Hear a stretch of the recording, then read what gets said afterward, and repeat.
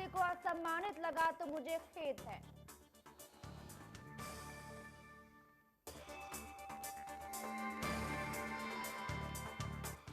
महाराष्ट्र में बीते 24 घंटे में कोरोना के 5,984 केस, 125 लोगों की गई जान। पुणे में बीते कोरोना के 214 नए केस आए सामने।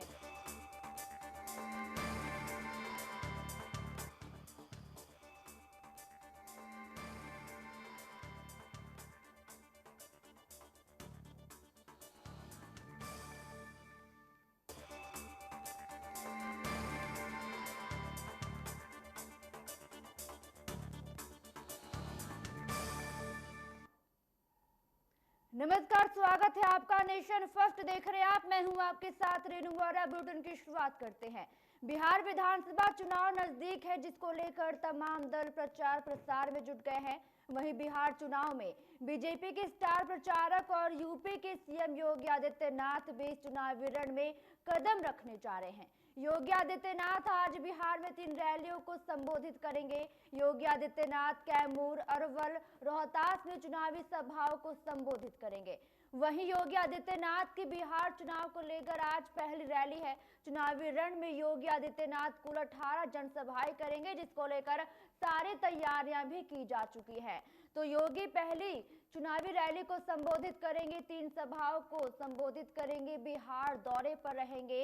कैमूर, अरवल, रोहतास में रैली करते हुए नजर आएंगे यूपी के सीएम योगी आदित्यनाथ। बिहार चुनाव को लेकर लगातार सारी पार्टियां तैयारी कर रही है, जिसको लेकर अब मुख्यमंत्री योगी आदित्यनाथ भी अब चुनावी रैली में नजर आएंगे। बिहार चुनाव को लेकर प्रचार प्रसार करते हुए नजर आएंगे, 3 सभाओं को संबोधित करेंगे। इस दौरान जनता को लोक लुभावन वादे किए जाएंगे। इस दौरान रैली के दौरान बता दें कि आपको मुख्यमंत्री योगी आदित्यनाथ बिहार चुनाव को लेकर रैली करते हुए नजर आएंगे और जनता से जिताने की अपील करेंगे। बिहार विधानसभा चुनाव के तीसरे चरण की 78 सीटों पर नामांकन का आज आखिरी दिन है। दरअसल इस बार तीसरे चरण चुनाव के लिए अब तक 240 नामांकन पत्र दाखिल किए जा चुके हैं। नामांकन दाखिल करने की आखिरी दिन यानी कि आज काफी गहमा गहमी बढ़ने वाली है। एनडीए और महागठबंधन के कई प्रत्याशी आज अपना पर्चा भर सकते हैं। तीसरे चरण में वाल्मीकि नगर लोकसभा सीट पर उपचुनाव हो रहा है। हालांकि इनका भी आज नामांकन का आखिरी दिन है। दरअसल पहले चरण यानी कि 28 अक्टूबर को 16 जिलों की 71 सीटों पर चुनाव होगा, तो वहीं दूसरे चरण में 3 नवंबर को 17 जिलों की 94 विधानसभा सीटों पर वोटिंग होगी, जबकि तीसरे चरण को यानी कि 7 नवंबर में 78 सीटों पर मतदान होगा। हालांकि वोटों की गिनती 10 नवंबर को होगी। तो आज नामांकन का आखिरी दिन है। बिहार विधानसभा चुनाव के नामांकन का आज आखिरी दिन है। तीसरे चरण की 78 सीटों के नामांकन का आज आखिरी दिन है, जिसको लेकर यहाँ पे काफी गहमा गहमी का माहौल भी देखने को मिल रहा है।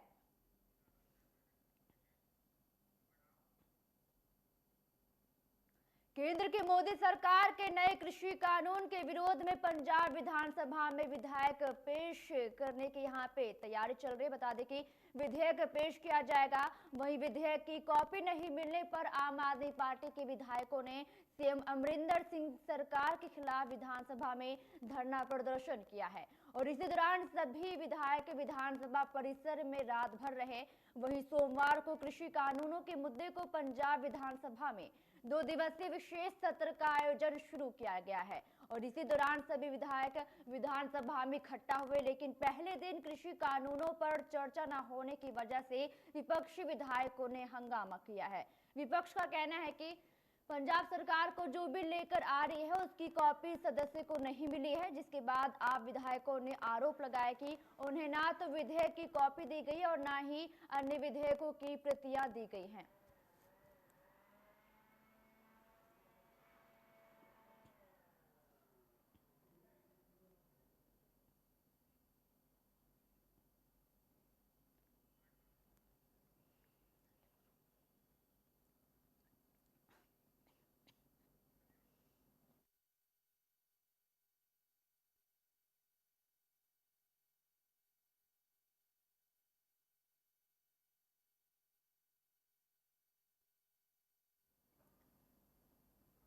आप देख सकते हैं जहां पे लगातार हंगामा देखने को मिला है। विधायकों ने धरना प्रदर्शन किया है। कृषि कानूनों को लेकर लगातार यहाँ पे आरोप लगाए गए हैं आम आदमी पार्टी के द्वारा कि उन्हें कॉपियां नहीं दी गई हैं, प्रतियां नहीं दी गई हैं, जिसके चलते काफी हंगामा देखने को मिला और रात भर वहां इकट्ठा रहे और धरना प्रदर्शन करते रहे। तो कृषि कानून बिल को लेकर लगातार देखा जा रहा है कि विपक्षी पार्टियां रैलियां कर रही है, विरोध कर रही है, प्रदर्शन कर रही है और इसी के तहत किसानों को भी यहाँ पे काफी दिक्कतों का सामना करना पड़ रहा है। आप देख सकते हैं तस्वीरों के जरिए किस तरीके से यहाँ पे इस कानून का विरोध किया जा रहा है और एक दिन का विशेष सत्र भी बुलाया गया था। हालांकि इसमें चर्चा होनी थी, लेकिन इसी दौरान यहाँ पे काफी हंगामा देखने को मिला। रात भर विधानसभा में इकट्ठा रहे आपके विधायक और इस विधेयक की साफ तौर पर निंदा करते हुए और विरोध करते हुए नजर आए हैं। तो आप देख सकते हैं तस्वीरों के जरिए विधेयक की कॉपी न मिलने पर काफी हंगामा देखने को मिला है। आप विधायकों का धरना प्रदर्शन देखने को मिला। रात भर विधानसभा में तमाम विधायक मौजूद रहे, इकट्ठा रहे और लगातार प्रदर्शन करते रहे।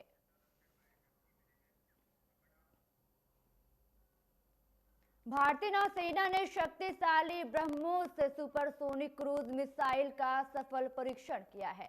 भारतीय नौसेना ने यह टेस्ट अरब सागर में किया। नौसेना ने अपनी जंगी पोत INS चेन्नई के जरिए इस शक्तिशाली ब्रह्मोस मिसाइल का परीक्षण किया है। INS चेन्नई से ब्रह्मोस सुपरसोनिक क्रूज मिसाइल को भारतीय नौसेना ने लक्ष्य पर दागा है, जिसके बाद नौसेना ने परीक्षण का एक वीडियो भी शेयर किया है। नौसेना की ओर से शेयर किए गए वीडियो में देखा जा सकता है कि किस तरह से ब्रह्मोस मिसाइल INS चेन्नई से निकलकर अपने लक्ष्य को भेदने के लिए आसमान में जा रहा है। वीडियो से ब्रह्मोस की शक्ति का पता चलता है। हालांकि ब्रह्मोस सुपरसोनिक मिसाइल के सफल परीक्षण के बाद भारतीय नौसेना की ताकत कई गुना बढ़ गई है। यह एक एंटी शिप मिसाइल है और इसे जंगी जहाजों में सुरक्षा के लिए लगाए जाने की भी बात कही जा रही है। तो आप देख सकते हैं इस वीडियो को किस तरीके से यहाँ पे ब्रह्मोस सुपरसोनिक क्रूज का परीक्षण किया गया है। बाकायदा इसका वीडियो भी जारी किया गया है और ये पूरा परीक्षण अरब सागर में किया गया। सफल परीक्षण से बढ़ेगी नौसेना की ताकत। तो दुश्मन देशों को देखने की खास जरूरत है। जिस तरीके से यहाँ पे ब्रह्मोस का सुपरसोनिक ये परीक्षण किया गया है, बाकायदा एक वीडियो भी जारी किया गया और ये पूरा परीक्षण अरब सागर के पास किया गया है। तो आप देख सकते हैं हिंदुस्तान की ताकत अपने टीवी स्क्रीन पर किस तरीके से यहाँ पे सफल परीक्षण इसे कहा जाए। दुश्मन देशों के मुकाबले बता दें कि आपको जिस तरीके से यहाँ पे इसका परीक्षण किया गया है, दुश्मन देशों को इन तस्वीरों को देखने की खास जरूरत है और बाकायदा इसको वीडियो भी वायरल किया गया है और अरब सागर में इसका सफल परीक्षण किया गया है।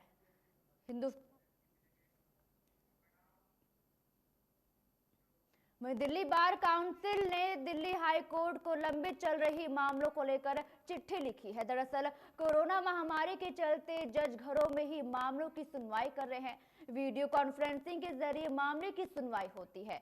चिट्ठी में कहा गया है कि अक्सर वीडियो कॉन्फ्रेंसिंग में दिक्कत आने या फिर किसी एक पक्ष के फिजिकल हियरिंग में ना पहुंच पाने के कारण 70% मामलों की सुनवाई टल जाती है, जिससे कि लंबित मामलों की संख्या भी बढ़ रही है। बार काउंसिल की ओर से कहा गया है कि ऐसा नियम बनाया जाए कि हर मामले की सुनवाई के लिए वकीलों के लिए फिजिकल हेयरिंग और वीडियो कॉन्फ्रेंसिंग दोनों विकल्प होंगे, लेकिन किसी एक पक्ष के वकील के पेश न होने के कारण सुनवाई को स्थगित नहीं किया जाएगा और अगर इन दोनों विकल्पों को देने के बाद भी कोई वकील सुनवाई के दौरान गैर हाजिर रहता है तो उसके खिलाफ कड़े आदेश कोर्ट की ओर से पास किए जाएंगे। तो दिल्ली बार काउंसिल ने चिट्ठी लिखी है, हाई कोर्ट को चिट्ठी लिखी गई है, लंबित चल रहे मामलों पर चिट्ठी लिखी है। जिस तरीके से कोरोना काल के कारण यहाँ पे वीडियो कॉन्फ्रेंसिंग के जरिए सुनवाई होती है, जिसके चलते एक पक्ष की सुनवाई अधूरी रह जाती है और साफ तौर पर इसकी वजह से कई मामले यहाँ पे बढ़ जाते हैं और कई मामले ऐसे हैं जिन पर सुनवाई ही नहीं हो पाते हैं, जिसकी वजह से लंबित रह जाते हैं। ऐसे कई केस जिसकी सुनवाई होनी होती है लेकिन किसी कारणवश वीडियो कॉन्फ्रेंसिंग के जरिए सुनवाई नहीं हो पाती है और इसी पूरे सिलसिले को लेकर ये चिट्ठी लिखी गई है।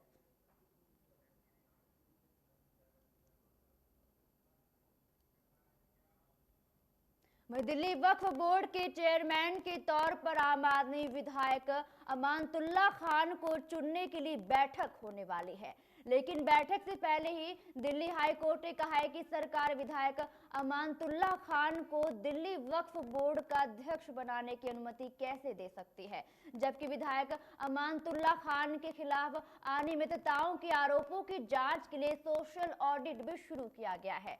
दिल्ली हाई कोर्ट में एक याचिका दाखिल की गई थी, जिसमें कि वक्फ बोर्ड सदस्यों को मीटिंग के बारे में मिले नोटिफिकेशन की जानकारी मिली थी और इसी के चलते याचिकाकर्ता इकबाल खान ने अदालत में कहा था कि इस बैठक में अमानतुल्लाह को वक्फ बोर्ड का चेयरमैन चुना जा सकता है, जबकि अभी जांच चल रही है, जिसके बाद कोर्ट ने सरकार को फटकार लगाते हुए कहा है कि अमानतुल्लाह के खिलाफ जांच चल रही है और ऐसे में ये वक्फ बोर्ड की बैठक का हिस्सा भी नहीं बन सकते हैं। तो वक्फ बोर्ड का चेयरमैन चुनने की तैयारी चल रही है, लेकिन हालांकि अमानतुल्लाह के खिलाफ कई जांच जारी है, जिसके चलते उन्हें फिलहाल अभी वक्फ बोर्ड का अध्यक्ष नहीं चुना जा सकता और इसको लेकर यहाँ पे तमाम सवाल भी खड़े होते हुए नजर आ रहे हैं। तो अमानतुल्लाह को लेकर लगातार सवाल उठ रहे हैं। वक्फ बोर्ड का चेयरमैन चुनने की तैयारी चल रही है, जिसको लेकर हाईकोर्ट की ओर से फटकार भी लगाई गई। वहीं कांग्रेस नेता राहुल गांधी आए दिन केंद्र सरकार पर हमला बोलते रहते हैं और हाल ही में उन्होंने चीन को लेकर भी मोदी सरकार को घेरा था। वहीं अभी इस पर केंद्रीय गृह मंत्री अमित शाह ने राहुल के बयान पर पलटवार किया है। अमित शाह ने कहा है कि कांग्रेस और राहुल गांधी को 1962 में दी गई अपनी खुद की सलाह सुननी चाहिए। उस वक्त भारत और चीन के बीच हुए युद्ध की वजह से भारत को अपनी कई हेक्टेयर जमीन गंवानी पड़ी थी और इसके आगे अमित शाह ने कहा है कि कांग्रेस हमें इस मुद्दे पर कैसे शिक्षा दे सकती है। जब आपके परनाना सत्ता में थे तब हम चीनी सरकार के हाथों अपने क्षेत्र खो रहे थे। हरियाणा में 7 अक्टूबर को कृषि कानूनों के विरोध में प्रदर्शन के दौरान कांग्रेस की पूर्व अध्यक्ष ने भारत और चीन के बीच सीमा पर जारी तनाव को लेकर टिप्पणी की थी, जिसको लेकर अब गृह मंत्री ने इस पर पलटवार करते हुए राहुल गांधी को आड़े हाथों लिया है। तो अमित शाह का राहुल पर पलटवार सामने आया है। भारत चीन परिवार पर बोले हैं अमित शाह, राहुल अपनी खुद की सलाह सुने। जिस तरीके से उनके परनाना ने यहाँ पे भारत चीन की जब लड़ाई हुई थी, जिस तरीके से जमीन गंवानी पड़ी थी, उसको लेकर अमित शाह ने राहुल गांधी पर जमकर निशाना साधा है। ट्रैक्टर रैली के दौरान देखा गया था कि राहुल गांधी ने बीजेपी पर निशाना साधा था और इसी का पलटवार करते हुए अमित शाह यहाँ पे नजर आए हैं। राहुल अपनी खुद की गलती को देखे।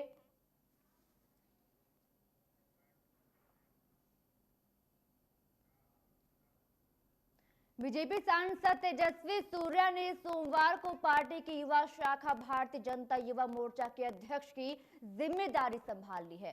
सूर्या को मुंबई से लोकसभा सदस्य पूनम महाजन का कार्यकाल खत्म होने के बाद संगठन की जिम्मेदारी दी गई थी। उन्होंने बीजेपी महासचिवों अरुण सिंह और तरुण चुघ की उपस्थिति में युवा मोर्चा का कामकाज संभाला है। तेजस्वी सूर्या बेंगलुरु दक्षिण से लोकसभा सांसद है और इस अवसर पर उन्होंने कहा है कि भाजयुमो गैर बीजेपी शासित राज्य बंगाल, केरल और तमिलनाडु में कानून का शासन स्थापित करने और लोकतंत्र बहाल करने के लिए कड़ी मेहनत करेगा और इन राज्यों में संविधान को कायम रखने के लिए पार्टी के सैकड़ों युवा कार्यकर्ताओं ने अपनी जिंदगी की कुर्बानी दी है। उन्होंने अपने ऊपर विश्वास व्यक्त करने के लिए पार्टी के शीर्ष नेतृत्व, प्रधानमंत्री नरेंद्र मोदी और बीजेपी अध्यक्ष जेपी नड्डा को भी धन्यवाद दिया। तेजस्वी सूर्या भाजयुमो की 14वीं अध्यक्ष है। तो सूर्या ने संभाली है भाजयुमो की कमान। भाजयुमो के 14वें अध्यक्ष है सूर्या। बेंगलुरु दक्षिण के सांसद हैं तेजस्वी सूर्या।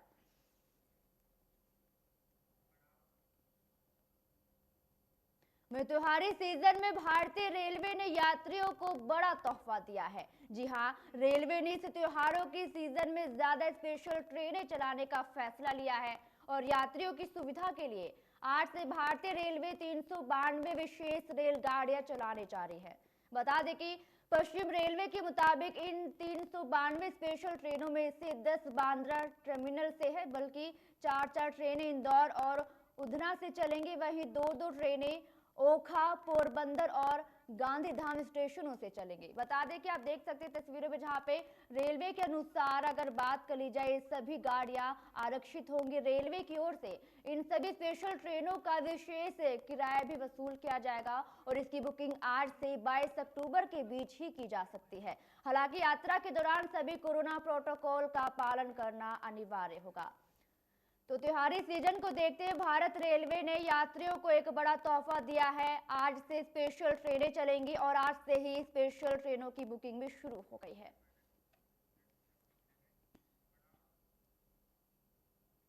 सर्दी का मौसम शुरू होते ही प्रदूषण की समस्या भी बढ़ जाती है। ताजा रिपोर्ट्स के अनुसार हाल ही में दिल्ली की वायु गुणवत्ता खराब श्रेणी में दर्ज की गई है। वहीं दिल्ली के कई इलाकों में खराब हवा के कारण लोगों को कई परेशानियों का सामना भी करना पड़ रहा है। पर्यावरण प्रदूषण नियंत्रण प्राधिकरण ने आने वाले दिनों में हवा की और खराब होने का अनुमान जताया है। सरकारी एजेंसियों के मुताबिक अगले कुछ दिनों में हवा की दिशा में बदलाव और गति में कमी की वजह से हवा की गुणवत्ता में और गिरावट हो सकती है, जिससे कि आने वाले कुछ दिनों में प्रदूषण बेहद खराब श्रेणी में दर्ज किया जा सकता है।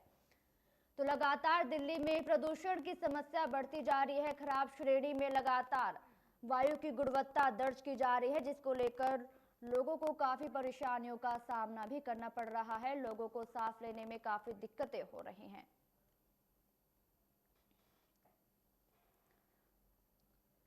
तो आगे भी चल के प्रदूषण की समस्या बढ़ सकती है। लगातार बढ़ते प्रदूषण को लेकर काफी यहाँ पे चिंता भी जताई जा रही है केंद्र सरकार और राज्य सरकार की तरफ से। जिस तरीके से देखा जा रहा है कि हवा की गुणवत्ता में लगातार जहर घुलता जा रहा है, जिससे कि लोगों की परेशानियां बढ़ती जा रही है। वहीं देश में कोरोना वायरस महामारी के रोजाना मामलों में अब कमी आ रही है और इसी के साथ ही मृतकों का आंकड़ा भी लगातार घट रहा है। फिलहाल देश में कुल मामलों की संख्या 75,97,000 के पार पहुंच चुके हैं, जिसमें से 67 लाख से अधिक मरीज ठीक हो चुके हैं, जबकि 1,15,000 से ज्यादा लोगों की मौत हो चुकी है। वहीं अगर बात की जाए पिछले 24 घंटों की, तो बीते 24 घंटों में देश में कोरोना के 62,212 नए मामले सामने आए हैं और साथ ही 24 घंटों में 587 मरीजों की मौत भी हो चुकी है।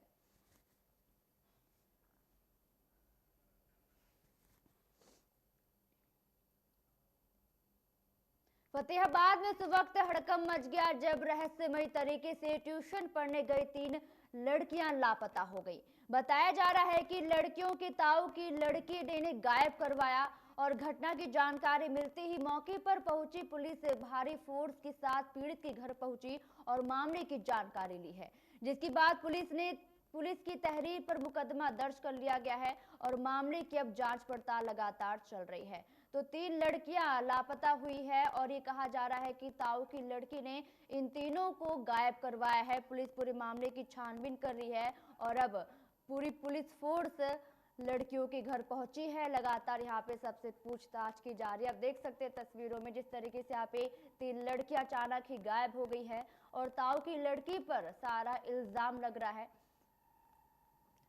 और पूरी पुलिस फोर्स अब लड़कियों के घर पहुंच चुकी है और लगातार सभी से पूछताछ की जा रही है और एक एक पहलू को यहाँ पे ध्यान से समझा जा रहा है। उसके बाद इस पूरी कार्रवाई पे अमल भी किया जाएगा।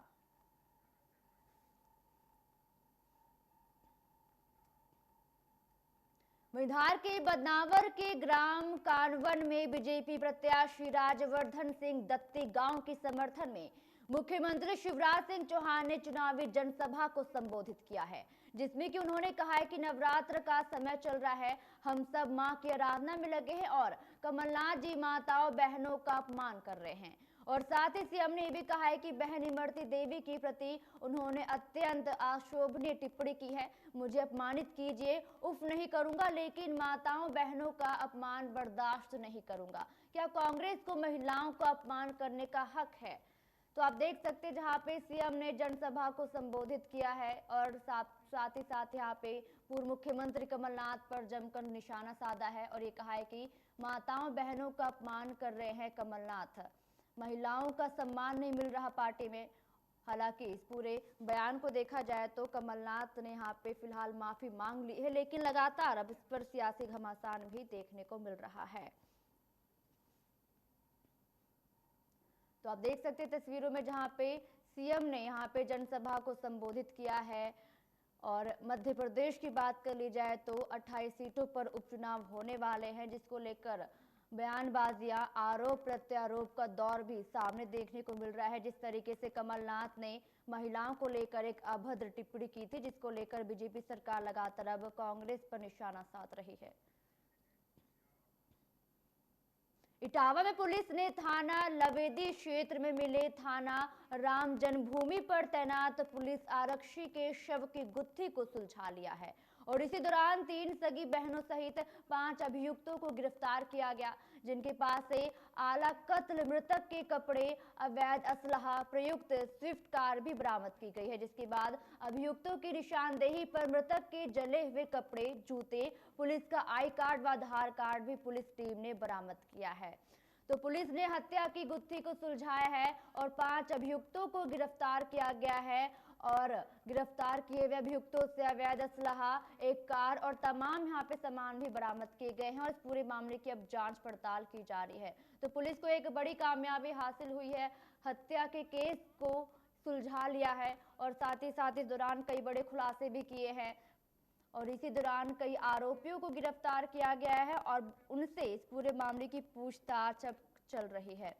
गिरफ्तार आरोपियों से एक कार बरामद की गई है, असलहा बरामद किए गए हैं और साथ ही साथ कुछ और भी सामान बरामद किए गए हैं।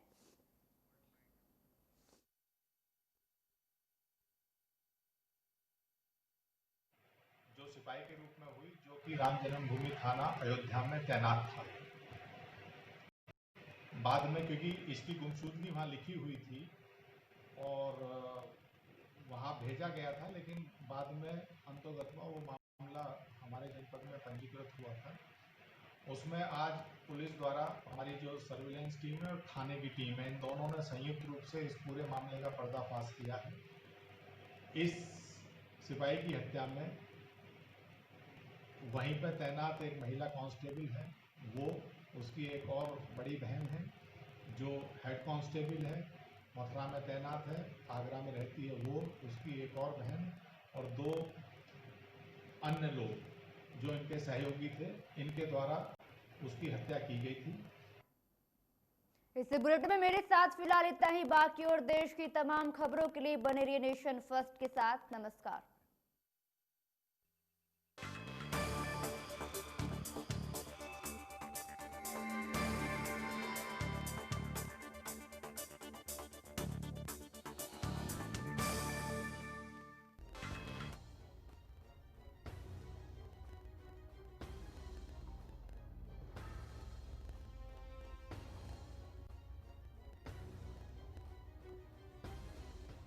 पल पल बदलती देश और दुनिया की हर खबर सीधे आपके मोबाइल फोन्स पर लाइव।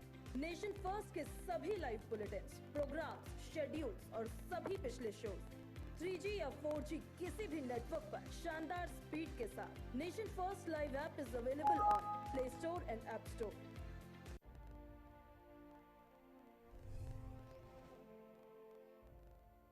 20 अक्टूबर 1568 को मुगल बादशाह अकबर ने चित्तौड़गढ़ के किले पर आक्रमण किया था।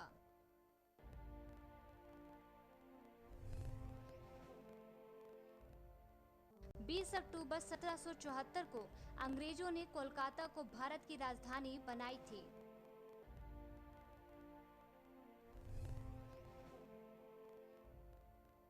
20 अक्टूबर 1978 को आक्रामक बल्लेबाजी के लिए प्रसिद्ध भारतीय क्रिकेट खिलाड़ी वीरेंद्र सहवाग का जन्म हुआ था।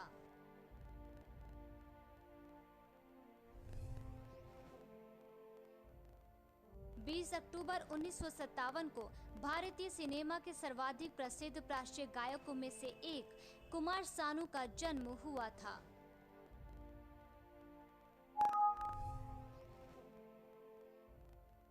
20 अक्टूबर 1923 को भारतीय कम्युनिस्ट पार्टी के नेता और केरल के मुख्यमंत्री वी.एस. अच्युतानंद का जन्म हुआ था।